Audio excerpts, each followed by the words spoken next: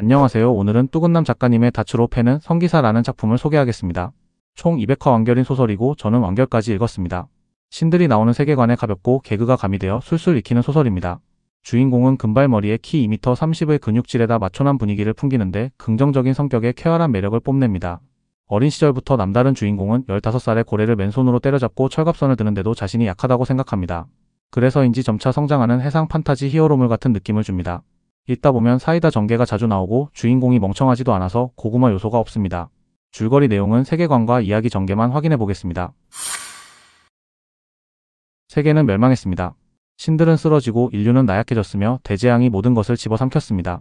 인류 최강의 6명, 구원자들과 성기사 크레이톤 셀보토어. 크레이톤은 신들의 가오가 부족한 성기사였지만 누구보다 강했고 치열하게 싸웠습니다. 그러나 그는 너무 늦게 싸움을 시작했습니다. 만약 10년 전으로 돌아가 준비할 수 있었다면 이 세계의 운명도 바뀌었을 것입니다. 마지막 순간 동료들은 남은 힘을 모두 모아 시간을 되돌리는 기적을 일으켰습니다.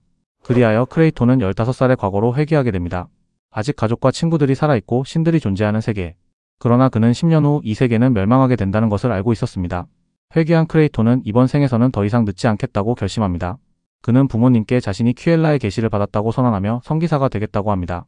하지만 신전으로 향하기도 전에 부두에서 갑작스러운 마물 습격이 발생합니다. 바다에서 솟아오른 괴물들이 사람들을 공격하기 시작했고 전생의 경험을 지닌 크레이톤은 망설이지 않고 마물들을 상대로 싸우기 시작합니다.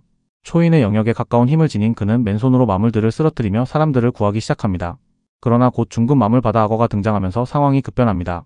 15살의 몸으로는 아직 전성기의 힘을 발휘할 수 없었고 결국 그는 악어 마물의 강력한 공격을 맞고 팔이 부러진 채 바다에 처박히게 됩니다. 그러나 크레이톤은 물러서지 않았습니다.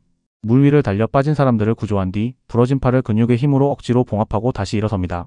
그리고 그는 부두에 있던 닻을 집어들어 무기로 삼습니다.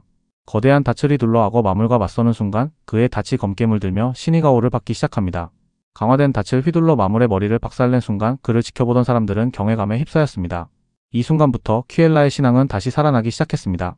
부두에서의 전투가 끝난 후 크레이톤은 신전으로 향합니다. 그러나 그는 퀴엘라가 신으로서의 힘을 거의 잃어버렸다는 사실을 알게 됩니다. 도시의 성직자들은 신성력을 사용할 수 없었고 퀴엘라는 오랫동안 신자들의 기도에도 응답하지 않고 있었습니다. 하지만 크레이톤은 그녀가 죽은 것이 아니라 심해 깊은 곳에 갇혀 있다는 사실을 깨닫습니다. 그는 직접 퀴엘라의 영역으로 가기 위해 기도를 올렸고 그 순간 심해에서 거대한 촉수가 솟아나 그를 바닷속으로 끌어당겼습니다. 그가 도착한 곳은 세상의 끝보다 깊은 곳. 그리고 그곳에서 완전히 쇠약해진 퀴엘라를 만나게 됩니다. 그녀는 이미 자신의 몸을 갉아먹으며 생존하고 있었고 자신의 힘이 소멸하기 직전까지 이르렀습니다. 퀴엘라는 크레이톤에게 자신을 포기하고 다른 강한 신의 사도가 되라고 조언합니다. 그러나 크레이톤은 이를 단호히 거부합니다.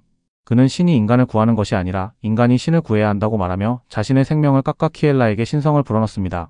그 순간 심해에서 푸른빛의 기둥이 솟아오릅니다. 도시의 성직자들은 다시 신성력을 되찾았고 퀴엘라는 다시 신으로 군림하기 시작합니다. 그리고 크레이톤은 퀴엘라의 사도가 되었습니다. 퀴엘라는 크레이톤을 공식적인 사도로 임명합니다. 그는 단순한 성기사가 아니라 신이 직접 선택한 존재가 되었습니다. 그러나 평화는 오래가지 않았습니다. 도시 곳곳에서 2개의 차원문이 열리며 무수한 마물들이 쏟아져 나오기 시작합니다. 크레이톤은 닻을 휘둘러 마물들을 처치하지만 차원문은 사라지지 않았습니다.